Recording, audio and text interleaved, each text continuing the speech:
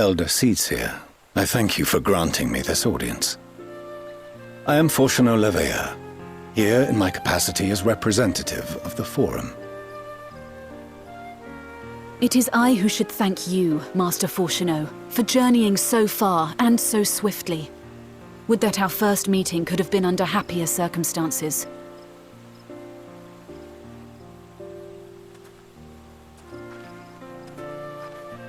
It has been too long, Father. You look well. As do you both. Ameliance will be glad to hear that you are taking care of yourselves. How is Mother? She misses you terribly, of course, but is otherwise a picture of health.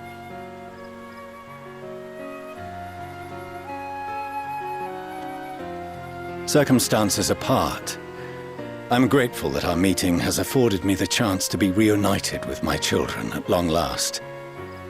And I believe I also owe you thanks for the hospitality you showed my father, Louisois, during his sojourn in Eorzea.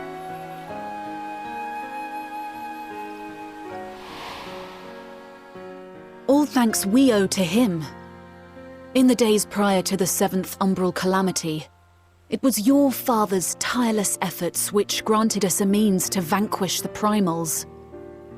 Were it not for him, our strength would have been quite spent by the time the Empire arrived.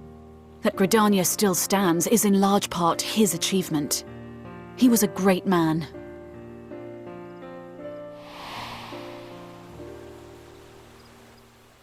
He would doubtless have been moved to hear you say so. I must confess, however, that I opposed his decision to intervene.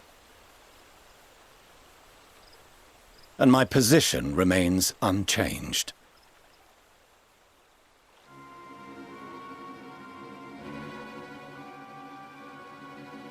To chart the course of history, not to change it. I am familiar with the Sharlayan stance. It is more than that. It is our way of life. Who we are. But I came here not to deliver a lecture, but the Forum's answer to your request.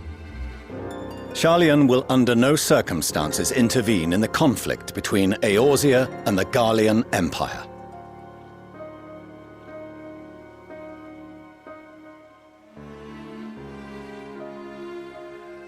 May I ask for what reason the Forum has come to this decision? The final days spell the end not only for Eorzea, but the entire world. The final days? Pray spare me your hyperbole. This conflict is no more than the latest in a series of petty squabbles between yourselves and Garlemald, one in which Sharlayan will take no part. If the final days were truly upon us, we would know. Father, you must ask the Forum to reconsider. You may feel safe on your little island across the waves, but if you imagine the Telophoroi will leave you be, you are mistaken. They mean to kill us all, themselves included. Alphino is right. We have seen what the enemy is capable of, the lengths to which they'll go. This is no time to turn a blind eye. If Eorzea falls, so too will Sharlayan. So if you truly love our homeland, you will join us. Now, before it's too late.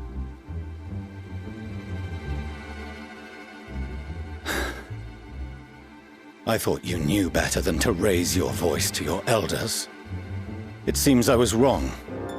Wrong to ever let you leave, Sharlayan. I consoled myself that your time abroad would instill in you some hint of restraint, of discipline. But I see now that Eorzea has made fools of you both. Have you forgotten why it was that I so vehemently opposed your grandfather's departure? For all his wisdom, his only solution was to go to war. Death, devastation, ruin. Even those who claim victory are scarred for life. What prize could ever justify such sacrifice? It is the duty of the learned to avert such tragedy. By fanning the flames of war, you forsake all you once held dear.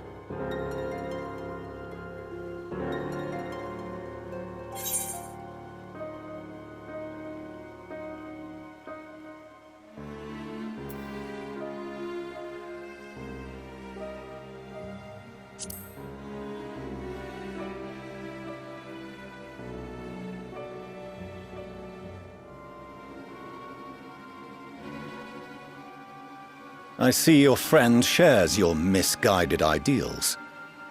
But unlike him, you should know better. By espousing such barbaric notions, you subvert the teachings of Sharlayan and place all we have worked for in jeopardy. Alphino, Alisaie, as of this moment, you shall no longer bear the name of Leveilleur.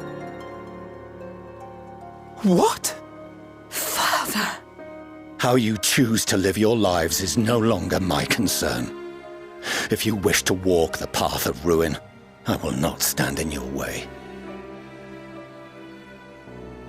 Master Fourcheneau, while Sharlayan may have no intention of intervening in this conflict, we can still part as friends. Will you not stay and speak with us, that we might learn of Sharlayan's hopes for the morrow? I have said what I came here to say. Any further discussion would be meaningless.